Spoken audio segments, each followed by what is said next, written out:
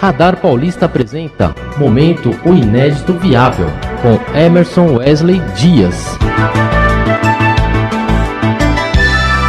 Eu tô aqui com o Emerson Wesley Dias, terça-feira, dia do Momento Inédito Viável. Muito boa noite, muito obrigado pela participação aqui, Emerson. Boa noite, Renato, boa noite a todos os ouvintes. Bom, Emerson, eu fiz aqui um comentário durante aqui a abertura do Radar Paulista sobre um caso de corrupção, né? Uma coisa que não acontece muito no país, mas parece que ultimamente tem acontecido com mais frequência, né? Não sei o que está acontecendo aqui no Brasil, mas enfim.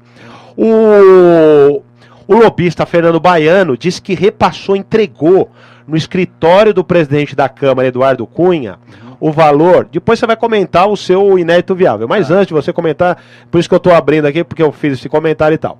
E o Baiano entregou pro Cunha, né, pro Eduardo Cunha, o valor de 1 milhão a 1 milhão, ele não especificou, é de 1 milhão a 1 milhão e meio de reais em dinheiro na mão do Cunha. E o questionamento que eu fiz aqui, eu falei, eu tenho curiosidade de saber como é que se entrega de 1 milhão a 1 milhão e meio de reais em dinheiro para alguém? E aí eu pensei, será que uma maleta, em uma maleta cabe esse valor, Emerson? Olha, Renato, eu aqui fiz uma pesquisa e eu pensei o seguinte, né? Você já fez até a pesquisa? Fiz uma pesquisa aqui rápida e eu descobri, foi reais, né? Foi reais. Aqui tá reais. Reais, tá bom. Então, se a gente pegar notas de 100 reais, elas têm um peso de aproximadamente 1 grama.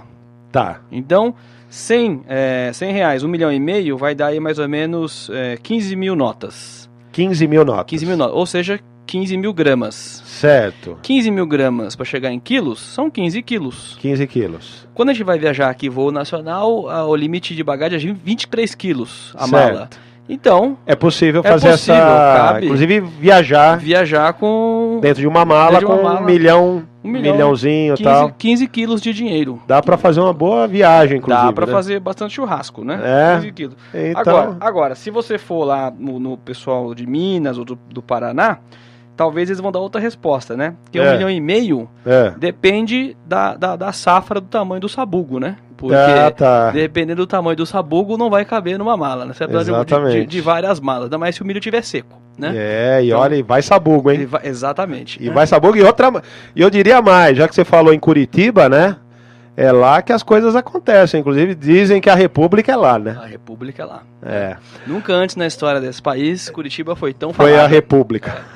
Mas vamos falar aqui do inédito viável. Puro creme do milho verde está chegando no seu bairro. Então, se for em pamonha, então aí a gente tem que fazer outra conversão aqui, porque daí não é pra quilo, né? Talvez seja unidade de pamonha, alguma coisa assim. Então, haja pamonha, né? Mas vamos tratar aqui do inédito viável, que é o que nos cabe aqui neste momento, Emerson. Exatamente. E que nos cabe nesse momento, eu vou falar sobre a importância dos prazos nos objetivos, né? Sabe que muita gente, né, Renato, fala pra você assim, vai lá em casa, vou na tua casa, precisamos fazer aquele negócio, mas nunca põe data, né? Não, e nunca vai, e nunca marca nada. E nunca vai, exatamente por isso, porque não põe prazo nos objetivos, né? Olha aqui, esse barulhinho aqui já me diz o quê? Sexta-feira, final do dia e tal, né? Enfim, importância dos prazos. E por que eu vou falar desse assunto hoje? Porque hoje de manhã eu estava olhando lá no site da Receita Federal e estava dizendo que já foram entregues 16,8 milhões de declarações. De um total que eles esperam, que é 28 milhões e meio de declarações. 16 para 28 está dando mais ou menos 59%. Só que o que acontece, faltam 3 dias para se encerrar o prazo, né? Sem dúvida. Então, quer dizer, o que eu fiz a conta aqui?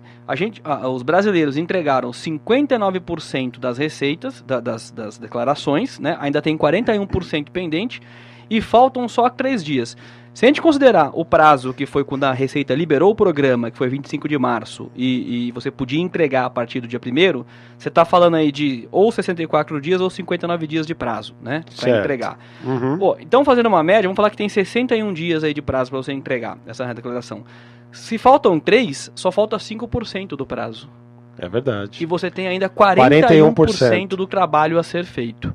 Isso me faz pensar o seguinte, que de fato a gente é procrastinador por natureza, né? Ou seja, vai empurrando com a barriga, para falar o português claro. Exatamente é isso, né? Procrastinador por natureza, ou seja, deixa para depois.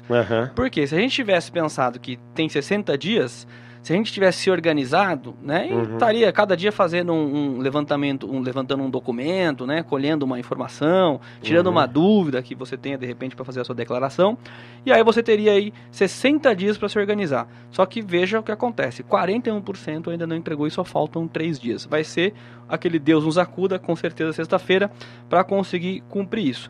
E por que eu acho que é importante usar este exemplo, né, para falar de importância dos prazos? Porque os prazos, eles são bons, né? Quando a gente determina um prazo, as coisas acontecem. E elas acontecem por 3 razões. Primeiro, o prazo, ele provoca uma reação química no seu organismo. Por exemplo... Olha que interessante isso. Porque, por exemplo, imagine que caiu um clipe de papel aqui no chão. Você vai pegar esse clipe, você vai simplesmente fazer um movimento de abaixar, pegar esse clipe.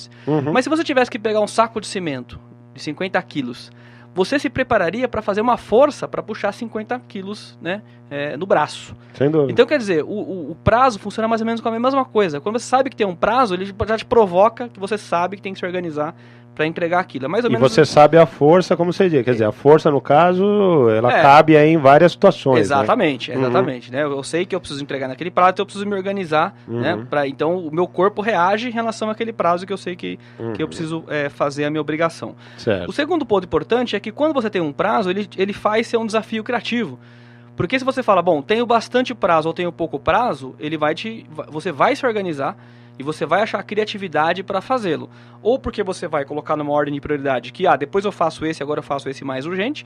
Ou não, você para tudo que estava fazendo para fazer aquele que se tornou mais urgente, porque o prazo dele tá dado. Né? Se eu falar para você, hoje é terça, você fala, Renato, você precisa me entregar amanhã algum tipo de relatório, e você fala, putz, isso é importante, você vai se desdobrar e você vai fazê-lo. Se eu falar que é para semana que vem, você vai pensar na sua agenda e você vai encaixar, né, de acordo com isso. Então ele é um desafio criativo.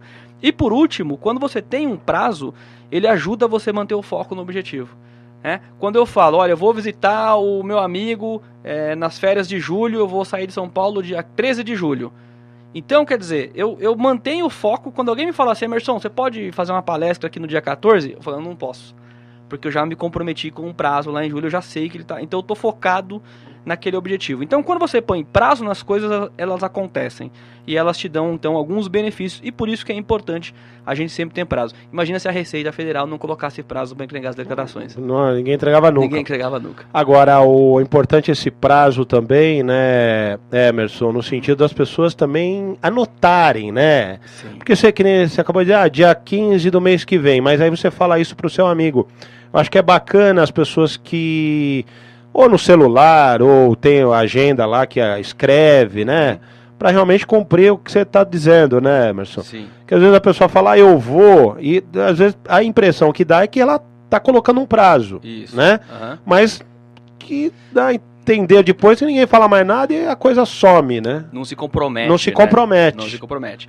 E aí já é uma outra questão, né? Porque um objetivo escrito, ele consolida um pensamento. E um pensamento consolidado te leva a uma ação. Então você assume esse compromisso a partir do momento que você o escreve. Quando a pessoa fala uma coisa e não cumpre, aí nós estamos falando de credibilidade. Sem dúvida. Né? Que é a pessoa que não tem credibilidade. É aquele cara que fala, vou no teu churrasco domingo. Não vai. Só que você comprou carne e cerveja... E ele passa a perder a credibilidade. Esperando que ele fosse, né? E aí o cara não foi. Então, quer dizer, isso tem a ver com credibilidade, né? Sem dúvida. Uma vez que eu defini um prazo... E muitas vezes, Renato, os prazos não são impostos, eles são negociados, né? Eles são negociados. Agora, é claro, a Receita Federal não pode negociar o prazo com 50 milhões de contribuintes, né? Mas e aí você acha que dentro desse perfil brasileiro acaba não sendo uma pessoa, o cidadão aí, de uma forma geral, que não cumpre esses prazos? Vamos ver o resultado que vai ter sexta-feira, né? Mas eu acredito que dificilmente, né? O cara que não fez até agora, nos últimos 3 dias, ele vai fazer com perfeição, né? Então, talvez ele vai fazer mais ou menos para depois retificar e corrigir. Talvez ele nem tenha os documentos. Apenas para não também ser multado. Para não ser multado, né? Ele não vai ter os documentos necessários, enfim. Mas o que mostra isso? Mostra que, assim, se você já sabe que você tem uma obrigação anual, por que você não cria uma pastinha lá na sua casa e vai jogando os documentos naquela pastinha? Você não precisa olhar para ela todos os meses, né? Mas você guarda lá. Quando chegar a época da sua declaração, você sabe que todos os documentos estão ali. E aí fica só questão de você preencher. Então, se eu já sei que eu tenho um objetivo, por que eu não me organizo para cumpri-lo? Né? Eu não posso negociar com a Receita outro prazo. Já sei que é minha obrigação, sendo eu brasileiro, né? E tendo renda no Brasil, preciso fazer isso. Então é um prazo que existe todo ano. E aí, o que eu acho interessante também? Todo ano você atrasa, todo ano você entrega nos últimos dias, você tem algum problema de organização.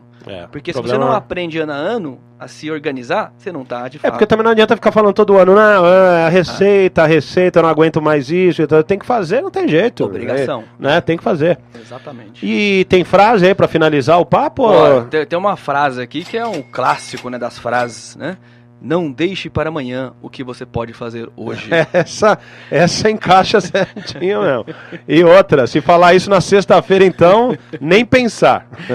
Legal, então, Emerson, deixe seus contatos aqui para os nossos ouvintes. O site é www.oineditoviável.com.br e nas redes sociais tem o Facebook e tem o YouTube, O Inédito Viável. Clique, se inscreva, curta a nossa fanpage, entre em contato, manda beijo, manda recado, manda o que quiser lá pra gente. É isso aí, Emerson Wesley Dias, na quinta-feira ele volta aqui com o momento O Inédito Viável.